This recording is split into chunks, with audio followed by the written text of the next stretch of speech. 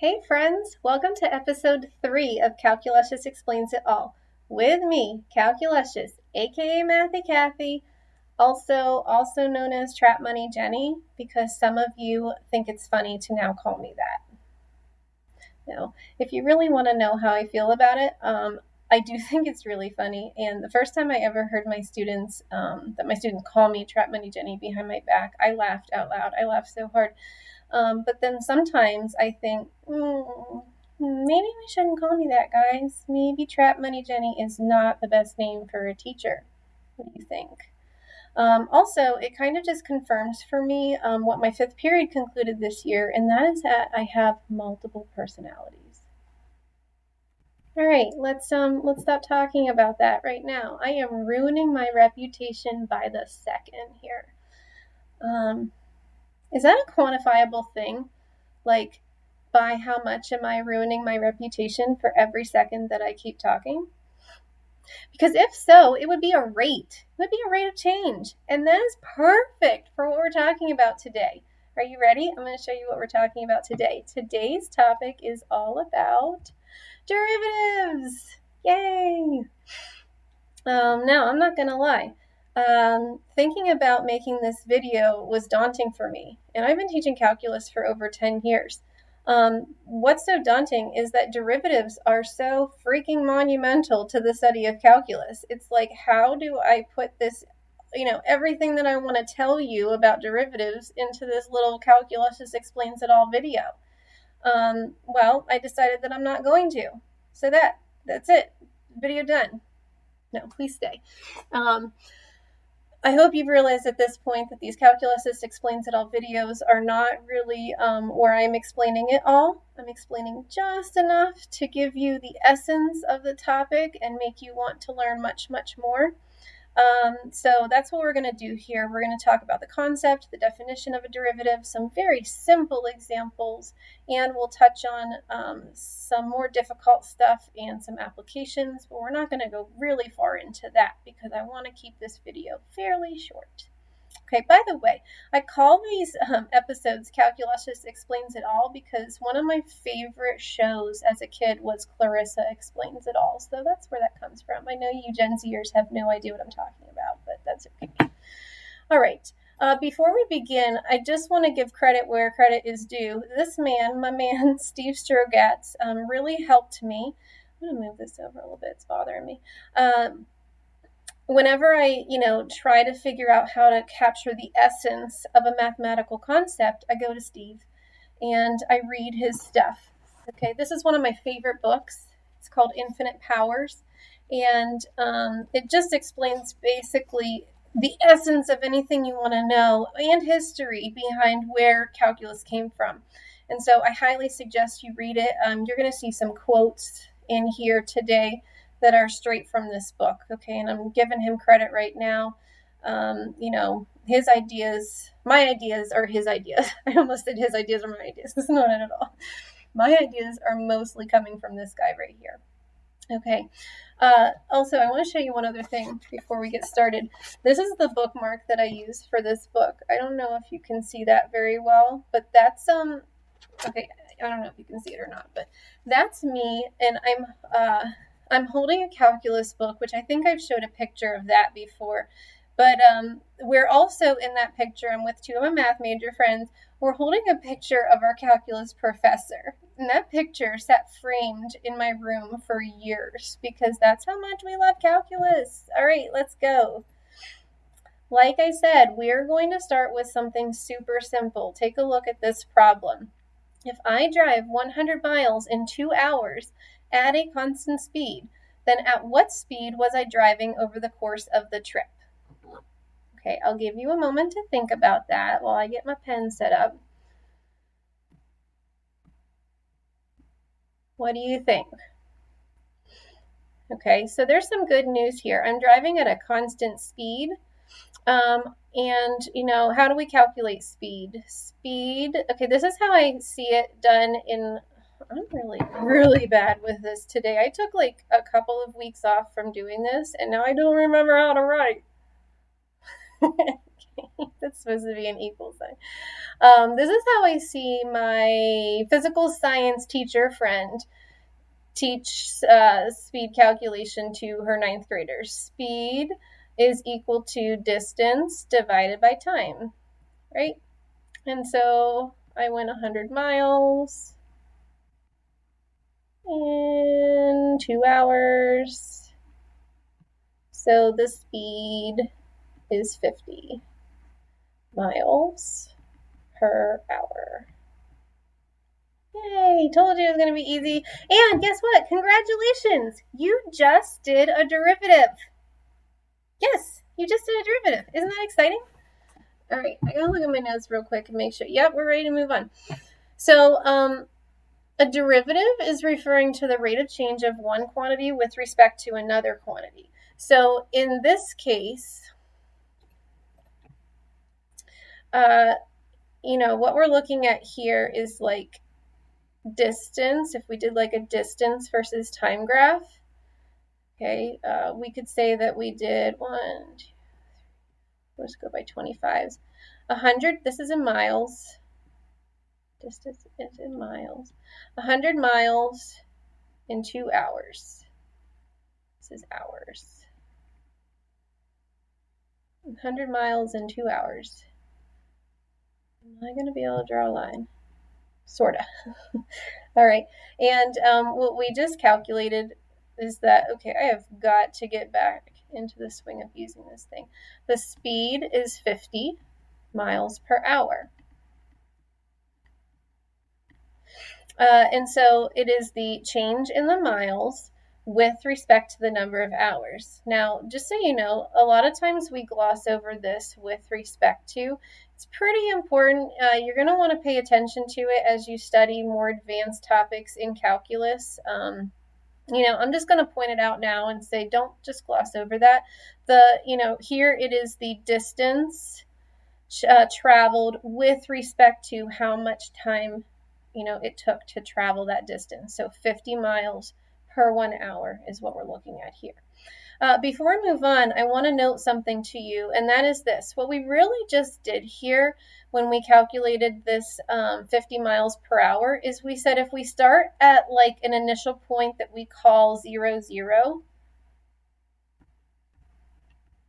and we end at a point 2, 100, then the slope between those 2 points is 50, right? y2 minus y1 over x2 minus x1. And we get 50. You could call this delta y over delta x, or using the variables, I guess, that I defined here, it would be delta d over delta t. Okay, whatever letters you use, it's important to know that what we just did there was the slope of a line. Okay, and the reason we did a slope of a line, the reason I could draw a nice line from my initial point to my end point here is because it said that I drove at a constant speed. Okay, so that makes this a linear relationship. Now, here's something that Steve says. The catch is that rates of change are rarely constant in the real world or in mathematics, really. Okay, as you move on from algebra 1, you quickly move on to a lot of different types of curves, functions that are curves rather than lines. And, so what we need to do here is we need to move away from the linear world and we need to start to look at some nonlinear examples to truly understand what a derivative is, okay? Because it's more than just a slope, but that's a good starting point for it. All right, so again, what I said at the beginning here was that I want to start with something really simple to try to capture the essence of a derivative. I don't want you to get bogged down and caught up in all of the little technical things that we could talk about with all different types of functions and their derivatives. So we're just starting with one of the simplest nonlinear functions we could, and that is y equals x squared, or a parabola. I think this is a good starting point. And what we're going to do here is we're going to find what's called an average rate of change. Okay. So let's say that some sort of quantity is changing by the square of another quantity, which, by the way, happens a lot in motion. That's something that Galileo discovered a long time ago, is that if you roll a ball down a ramp, or if you, any sort of projectile motion where you throw something into the air, then the distance is related to the time by a power of 2. Okay, there's squares involved. Now, again, I'm reducing it down to something really simple. Let's just say one quantity is going to come from the square of the other quantity, or that's y equals x squared. And so that's what a true mathematician would do. They'd say, let's forget about all of those specific things and just look at something really simple, and then try to generalize from that really simple example. Okay, I can hear Feynman saying, she is not a physicist, is she? Okay. So we're going to start with doing an average rate of change, because an average rate of change is going to treat something like this as a constant rate, even though it's not. And then we will adapt that average rate of change methodology to move on to what we can do with a derivative. Okay, so something really simple here. If I have y equals x squared, and I'm looking at the starting point of 2, 4 and ending at 3, 9. Okay, what I want to do here is find the average rate. Remember, rate is an important word today. So how we're going to do that is find a slope. Ooh, should I try to draw a line? Maybe I should. Then I'm scared now. Okay, let me set up my line. Let's make it red. And let's make it go through these 2 points. Okay, so what an average rate does, and this one's actually pretty good. Look at that. An average rate linearizes the curve, and it says, let's take that section and let's turn it into a line and find the rate between those 2 points.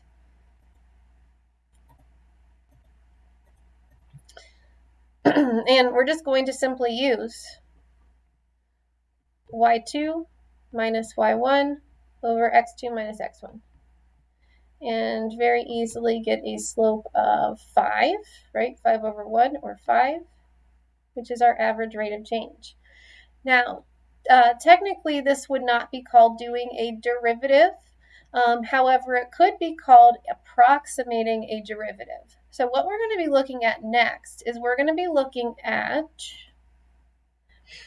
the function y equals x squared again, but let's just focus on the point x equals 3. Okay, and what is the rate of change there? Specifically there, that would be called an instantaneous rate of change instead of an average rate of change. And you could argue, well, it's close to 5, because that's the average rate of change from x equals 2 to x equals 3.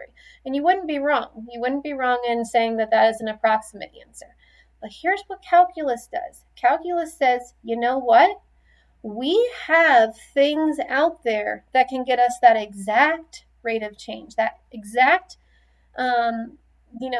rate at which the y coordinate is changing at x equals 3. Okay, that's what we're looking at here. And so what I want to do now is I want to show you how we're going to set it up that's going to look similar to what we just did with the average rate of change problem, but then it's going to get real different with the calculus involved. Okay, real similar, but real different. Are you ready for that? All right, so we need 2 ordered pairs again. One of the ordered pairs is definitely going to be 3, 9. That's, the point that we're looking at. But what's the second ordered pair? Where is the second ordered pair? Now, I'm going to try to draw a line again. Try to draw a line. Let's see if I can do this. I'm just going to draw it and then move it, because that seems to work well for me.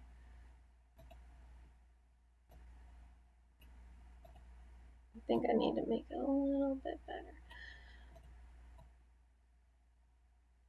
All right. I don't know how much better it's going to get.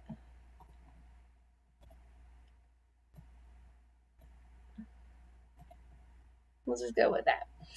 And that line, it's supposed to only touch y equals x squared at x equals 3. Keep in mind that the red line that we drew here for the average rate problem, it hit the curve in 2 places. That's an important type of line. You should probably know this word. That is called a secant line. Okay. And a secant line is a line that its slope can very easily be found because we have 2 points that the line goes through. However, a tangent line, this is what this is called. It's called a tangent line. It's trickier. To use our slope formula, I don't want red anymore. To use our slope formula, we need 2 points. And a tangent line only has one particular given ordered pair. Because it touches the curve just at that one point. And so, like, this is like one of the essence of a derivative type things. What do we do with this? How do we get another point, so that we can find our slope? Because we really do need 2 points here. And this is what I'm going to show you now. How do we get that other point? We get that other point by saying, let's take our initial x coordinate of 3, and let's just add a teeny amount. Let's add what is called h. Okay, and adding h, by the way, you'll see this in different forms based on how you look it up, where you look it up. Sometimes it's called delta x, adding a delta x. Sometimes it's called different things like just x. I don't really like that. But anyway, what you're doing here is you're saying, let's get another point by adding a little bit more to 3.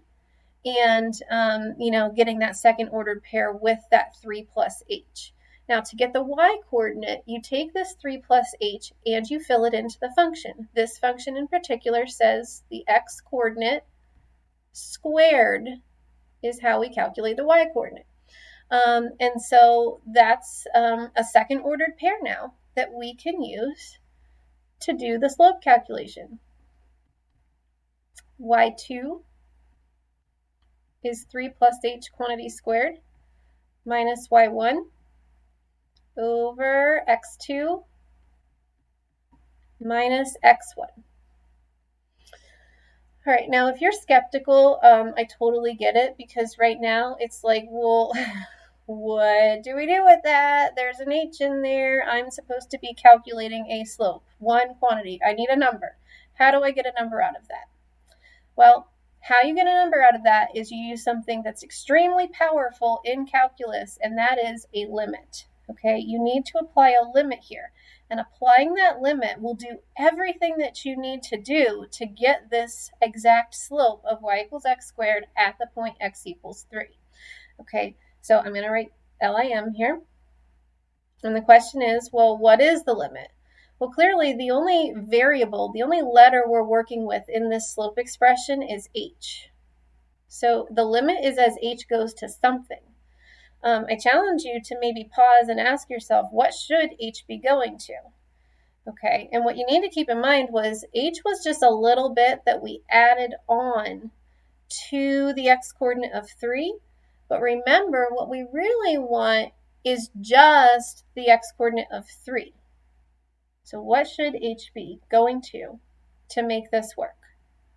Okay, it should be going to 0. And this limit, as h approaches 0, of the slope between the 2 points that we set up, this is doing a derivative. This is doing the definition of a derivative. Okay, so you need to know how to do limits. Okay, you need to be okay with this sort of thing in order to proceed from this point. So if you're not, go back and look at the limit videos again. Get some help on limits, because this is just sort of set this up and then go. What are we going to do here? We can't sub-zero in. I think you could see that pretty quickly. We could do this, right? And then definitely we can't sub-zero in for these h's. So what I'm going to do is I'm going to bring my limit as h approaches 0 along, And I'm going to expand, FOIL, distribute, whatever you want to call it, the 3 plus h squared. Keep in mind 3 plus h squared means 3 plus h times itself. As I said, you should be like, distributing here or foiling that, and that's going to get you 9 plus 3h, which is plus 6h, plus h squared, minus 9 all over h. And then you see some other magic happening here, right? The 9 and the minus 9 add to 0. And the two terms that are left in the numerator have a common factor of h. That you can factor out, and then you can divide with the h in the denominator to 1. You are allowed to do that, by the way, because h is not exactly 0.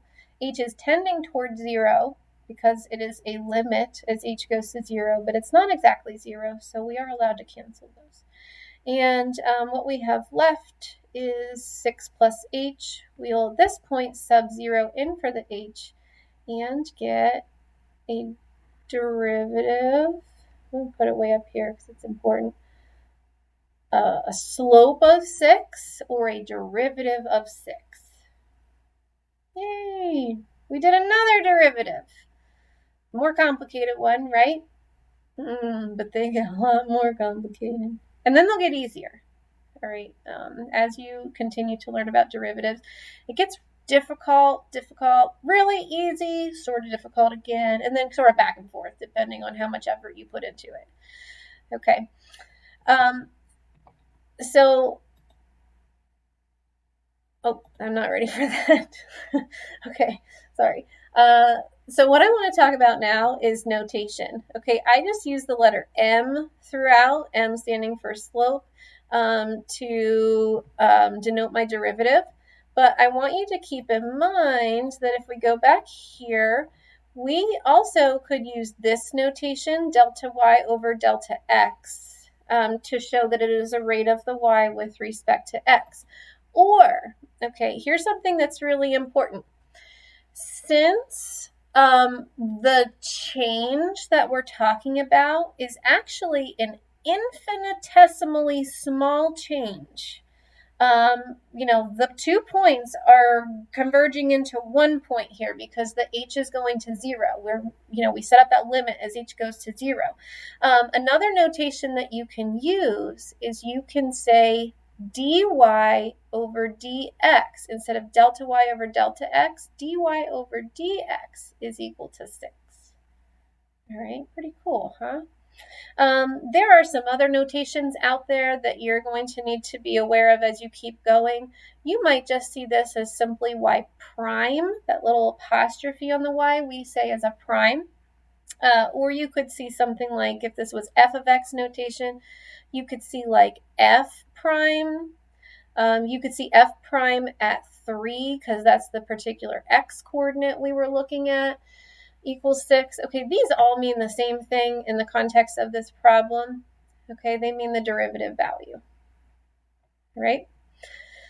Now, I sort of gave it away because I flipped the slide too quickly, but I don't know if you noticed this relationship here between the x coordinate that we started with and the slope that we ended up with, or the derivative value that we ended up with. There is a relationship there. If you take 3 times 2, if you double 3, you get 6. And that is actually a relationship that holds for every single point along the curve y equals x squared. Okay, it's pretty cool that you can just say, take any x coordinate and double it.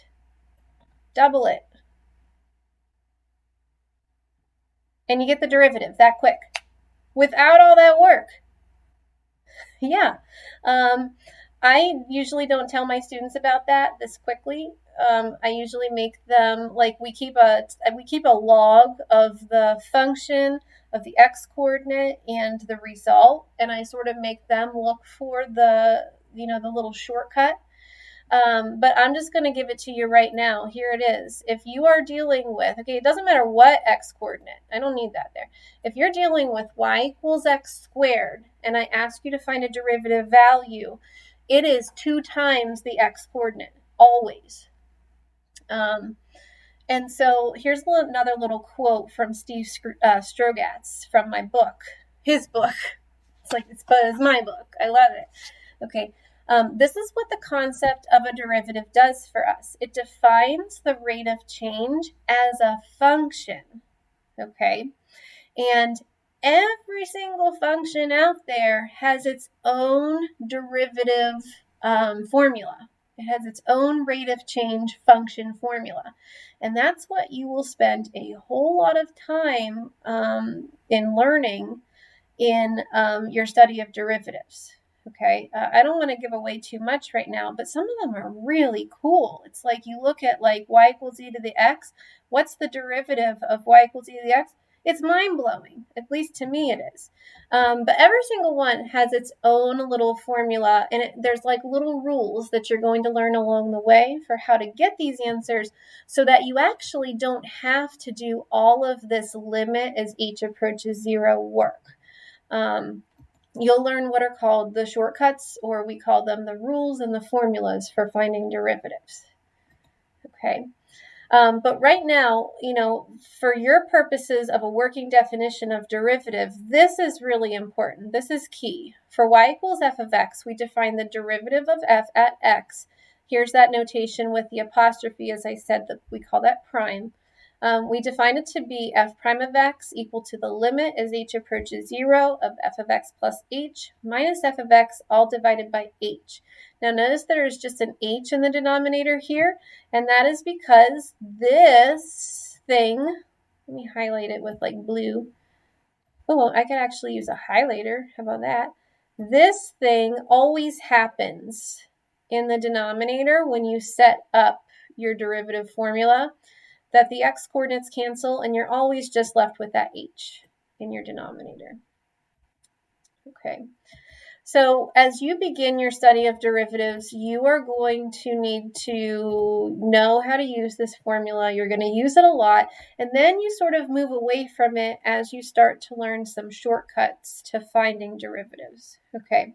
I would like to say one other thing just because about this definition before we move on, and that is that there is actually another definition out there. Is called the alternate definition of derivative. You can use the same notation, or remember there's all sorts of other notation for denoting a derivative. And it is also defined by a limit, but it's a little bit of a different limit. It is the limit as x approaches a of f of x minus f of a over x minus a. Again, that is called the alternate definition of a derivative. It works very similarly. There are slight differences, but I hope you realize that it's still a limit of a slope, right? This is still looking like a slope. The difference in a function value over the difference in the x's here. And so, you can look that up and you can use that. Some of my students, when I teach it to them, they enjoy it. They prefer it over this one. But they both do the same thing. They find a derivative value, or what you'll see is eventually you can use them without a specific x coordinate, and that will help you to find these little shortcuts or functions that define the derivative for any function. Okay, so finally, here's some of the different rules and formulas that I've been referring to. I don't expect you to write all this down now. I think that would be kind of crazy, but I just wanted to put this out here to see, or to show you where you will be going as you further your study of derivatives. You'll be learning differentiation rules. There are some pretty simple ones, and then there are some pretty complex ones. If you take a look at this quotient rule, this is how you find the derivative formula for a quotient. There's something called chain rule, which is how you'll find a derivative for a composition of functions. And then here are some specific formulas for specific types of functions. You'll need to know formulas for exponential functions, for logarithmic functions, and so on, trig functions, inverse trig functions. That's, mainly what you study in a Calc 1. Okay, and it takes a lot of time. It takes me like 3 months to talk about all of the different rules, formulas, and some applications of derivatives. And sometimes students get just bogged down in all of the craziness of knowing the rules, understanding where the rules come from, because often we spend time proving these rules with the definition of a derivative. Okay, we start here and we prove all of this stuff. And, it can be tedious, and students can, in that process, lose sight of the overarching concept of what a derivative is. So keep in mind that in this video, what I wanted you to get out of this was sort of understanding that a derivative is you can call it the slope of a curve. It is the slope of a tangent line. It is a rate of change, okay? And it's a way that you are going to be able to define an instantaneous rate at one point on something that is not changing by a constant rate, which is extremely powerful. And I don't want you to lose sight of that as you keep studying derivatives. Because here's where you're going to go with this stuff. Take a look at this. One more quote from Steve Sturgatz before we go. Derivatives matter because they are ubiquitous. There are so many places that you are going to see derivatives pop up. And, a tragic thing is that so many people actually don't realize that what they're dealing with is calculus, because it's simplified and it's just minimized into this one little process that people who need to know it know how to do. But it's so much bigger than that. Okay, marginal return on investment, minimizing average cost, maximizing profit. The world of economics is filled with derivatives. Velocity, acceleration of a rocket, GPS, those sorts of things, in physics, are derivatives. Answering questions like what dimensions of a 1 liter can will minimize the profit, which in turn minimizes the cost of creating that can, right? That's a derivative. Talking about sensitivity to change is talking about a rate of change, and that is a derivative. So that's some applications that you're going to see as you continue to study derivatives. And I advise you to not get bogged down in all of the craziness of the formulas and the rules that I showed you. They're important, but keep in mind the big picture, and this is it right here. And as usual, enjoy yourself, and I hope this was helpful. Bye.